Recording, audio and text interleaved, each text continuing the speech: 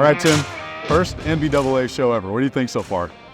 It's been good. I've enjoyed being in Vegas. The energy level obviously is high here. Lots of different diverse supplier bases. We've been able to connect with on the mechanical seal side, on the Technetics product side. So yeah, overall good show. Awesome. What's been kind of your take on what kind of technologies you see that seem to be maybe preeminent when we think about sustainability? Yeah, well, I was thinking that hydrogen was going to be a lot more prevalent in the show, and so one thing that kind of has really stood out as we've been talking to various folks at the show is that it's not really something that's being talked about. And I know you're passionate about other alternative fuels, and well, you're right. As we look around the show, we're sitting in AvFuel's booth right now, and they have a very big presence. And Sustainable Aviation Fuel seems to have a lot of energy.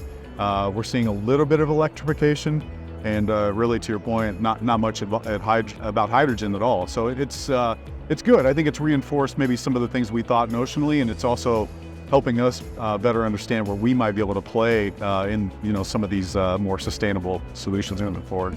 What do you think about the global impact of SAF?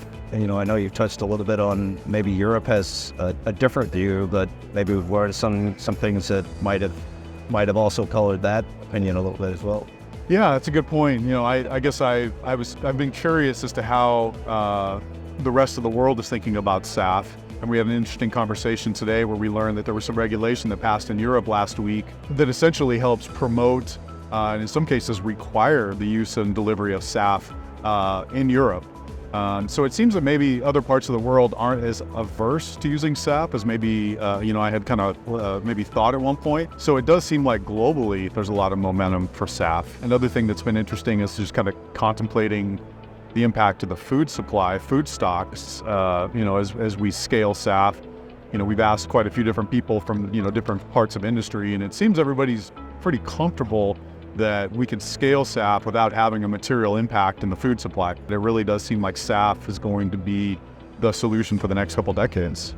Thank you to everybody who's taken the time to talk with us and show up on camera. We really appreciate the conversation.